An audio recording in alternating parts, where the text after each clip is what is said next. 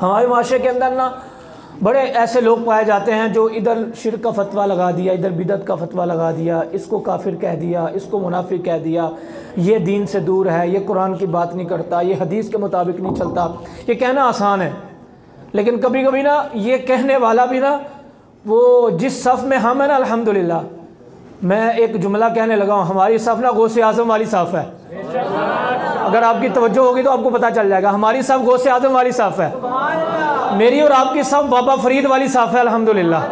ठीक है ना, वो पहली सफ़ में बैठे हैं, हम उनके पीछे बैठे हैं इंशाअल्लाह। और इसी तरह हदीसों में मौजूद है और कुरान पाक में भी है, यौम नदउ कुल्ला उनासिम बिइमामिहिम, कल क़यामत का दिन होगा, अल्लाह फरमाएगा अपने अपने इमाम के पीछे आ जाओ।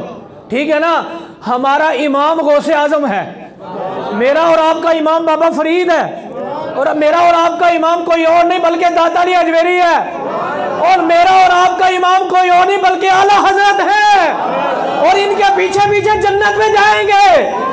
जिनके इमाम ये हैं वो तो जन्नत में जाएंगे, जिनका इमाम ही अबू जहल हो, जिनका इमाम ही अबू लहब हो, और जिनके इमाम ही वो हो जो कहते हो ये शिरक है, ये बिदअत है, ये नहीं करना चाहिए, ये कुरान के खिलाफ है, वो उन्हीं के साथ इंशाल्लाह वहाँ जाएंगे जहाँ पर उनका बड़ा लीडर होगा शैतान।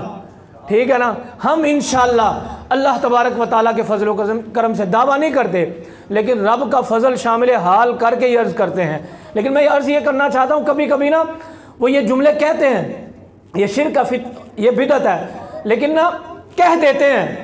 जैसे अभी हाल में आपने देखा होगा, ये वीडियो मौजूद है, हमें ये फतवा लगाया जाता है कि मज़ारत पर जाना शिरक है, लेकिन कभी कभी मौलाना तारक जमील साहब खुद मियाँ साहब के मज़ार पे चले जाते हैं। ठीक है, और कभी कभी थोड़ा सा ना आगे हद क्रॉस करते हो ना, गुरु नानक के मज़ार पे भी चला जाता है।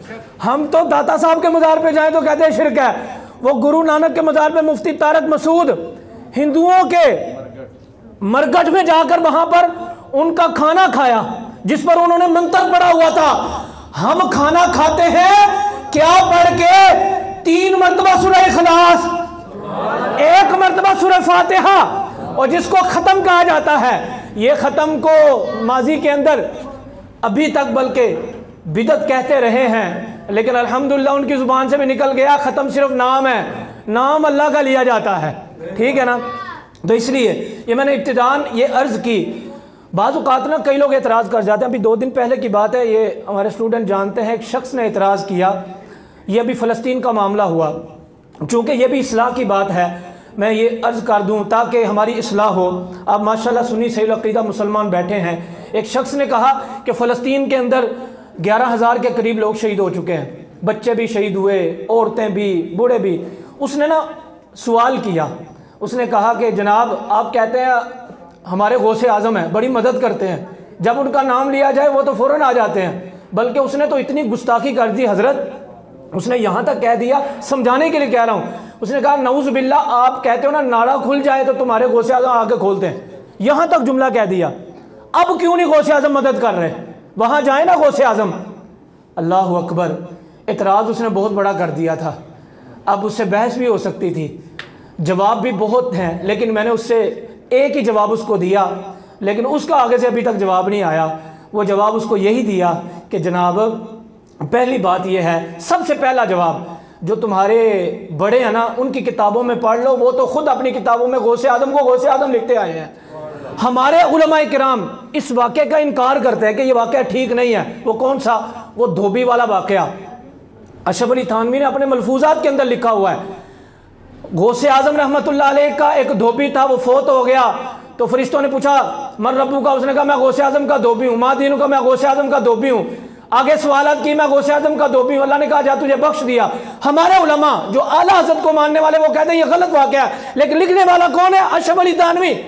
और यही कहने वाले कि गौसे आज़म को गौसे आज़म नहीं कहना चाहिए। सबसे पहली बात यह है कि गौसे आज़म रहमतुल्लाहि ताला अलैह का नाम इन लोगों ने अपनी किताबों में लिखा हुआ है, पहला जवाब। दूसरा जवाब ये है, ये इतराज़ करते हैं गौसे आज़म क्यों नहीं मदद करने आए। मैं सबसे पहली बात ये कहता हूँ, बताओ रब है ना, रब समझ रहे हैं ना, रब कादिर मुतलक है कि नहीं?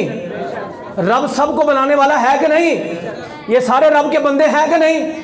और फ़लस्तीन वाले भी रब के बंदे हैं कि नहीं? रब के ही बंदे हैं ना। और इन्नल्लाह अला कुल्ली शैइन कदीर की शान अल्लाह की है कि नहीं? और अल्लाह खुद फरमाता है इन्नमा अमरुहु इज़ा अरादा शैअन यक़ूल लहु कुन फयकुन। जब हम किसी चीज को बनाने का इरादा करते हैं हमें कोई मेहनत नहीं करनी पड़ती, कुन कहते हैं हो जा, फयकुन वो हो जाती है। मुझे बताएं, वो रब के बंदे हैं फ़लस्तीन वाले, 11,000 जो लोग शहीद हुए हैं वो किसी जो ना तारक जमील के बंदे नहीं थे, रब के बंदे थे। मैं यही सवाल करता हूँ, गौसे आजम के पास तो बाद में जाना, पहले रब से तो पूछ लो रब ने क्यों नहीं मदद की। ठीक है, रब मदद करता है, रब के बंदे हैं। मस्जिद किसकी है? मस्जिद अक्सा अल्लाह की है ना। और वहां पर जो मज़ारात हैं अंबिया के, वो अंबिया किसके हैं? अल्लाह ने भेजे हुए ना।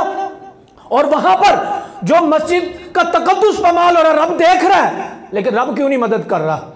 यहां पर बात यह है, मसला यह है कि जो तेरे दर से यार फिरते हैं दर बदर यूं ही खार फिरते हैं। ठीक है, इसलिए अल्हम्दुलिल्लाह हम नहीं कहते कि हम बड़े तहज्जुद गुजार हैं, हम नेकोकार हैं, नहीं कहते यार, दावा नहीं करते, लेकिन हम दर रसूल के भिखारी ज़रूर हैं। ठीक है, अमीर अहले सुन्नत ने कहा एक भिखारी है खड़ा आपके दरबार के पास। हम यहाँ भी सरकार के दरबार में खड़े हैं और इंशाअल्लाह कल क़यामत में भी सरकार के दरबार में खड़े होंगे इंशाअल्लाह। ये इस्लाह की बात अर्ज करनी थी, इसलिए कहना चाहता हूँ जो शिर्क और बिदत की बातें करते हैं उनके पीछे नहीं जाना, हमने उनके पीछे जाना जो कहते हैं या रसूलल्लाह तेरे दर की फ़ज़ाओं को सलाम हो, जो कहते हैं मुस्तफ़ा जाने रहमत पे लाखों सलाम। इसलिए अल्लाह तबारक व तआला मेरे अकीदे को भी मजबूत बनाए और आपके अकीदे को भी मजबूत बनाए।